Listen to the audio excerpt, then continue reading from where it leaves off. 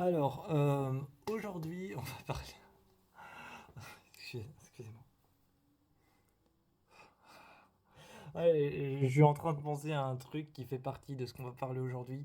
C'est, il y a une vitrine avec une guitare électrique dans un magasin de guitare électrique et il y a un mignon qui arrive et qui la regarde et qui fait c'est les super ukulélés. Ouais, et ça me fait rire. Voilà, ça me fait rire. Genre, ce genre de truc que les mignons peuvent te sortir qui sont complètement débiles, ça me fait rire. Genre, parler d'une guitare électrique et dire c'est les super ukulélés. C'est absurde et ça me fait rire. Voilà. J'étais en train de penser à ça, mais ça va mieux.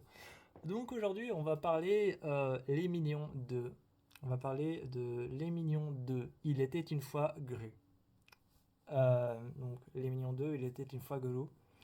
Euh, c'est un film que j'ai adoré. Alors oui, je commence par le deuxième. Peut-être qu'une autre fois, je ferai une critique sur le premier. Mais je commence par le deuxième parce que Les Mignons 2, il était une fois Gru. Il est génial et il annonce la suite de Moi moche et méchant et Moi moche et méchant 2, Moi moche et méchant 3 et Moi moche et méchant 4 qui apparemment n'a pas eu autant de succès que les autres. Euh, mais j'ai adoré ce film. J'ai adoré suivre les mignons dans leurs aventures complètement farfelues, complètement... Peut-être pas autant stupides que le premier. Peut-être pas autant stupides les aventures des mignons. Un peu plus matures, je dirais. Je dirais que les aventures sont un peu plus matures dans Il était une fois Gru. Parce que dans le un on est vraiment dans la bêtise des mignons. Dans le 1, excusez-moi, c'est tellement absurde. Dans le un on est vraiment dans la bêtise des mignons. On te montrait que le mignon est un être vivant, complètement stupide, complètement con. Et on est vraiment dans la bêtise de. Parce que dans les mignons un on suit les mignons qui sont sur Terre et qui cherchent un roi, qui cherchent un roi, un dirigeant. Et on suit vraiment leur stupidité. Chaque fois qu'ils trouvent un roi, ils le tuent. Chaque fois qu'ils en trouvent un autre, ils le tuent aussi. Et finalement, il y en a trois qui partent, qui vont chercher un roi. Et voilà. Et ils finissent par en trouver un ou ne pas en trouver, je vous le dis pas. Mais dans le un on est vraiment sur le fait de te dire les mignons, attention, c'est quelque chose, ce sont des êtres complètement cons. Tandis que dans le 2 ils trouvent enfin Gru, donc ils trouvent enfin Gru, leur roi, leur chef. Et, euh, et comme ils trouvent Gru, eh ben, on est sur une dimension plus adulte, plus mature. Même si la maturité est adulte, est encore un mot beaucoup trop fort pour évoquer un mignon. Un mignon, c'est stupide. Donc voilà, mais on est quand même sur un chapitre beaucoup plus évolué au niveau du un qui était complètement stupide, où on suivait des bêtises complètement hallucinantes. Dans le 2 on suit quelque chose de plus mature. Les mignons sont en train de voyager en ville. Déjà, on est en ville, on n'est plus dans une terre complètement abandonnée, style à la dessin animé post-apocalypse comme ça.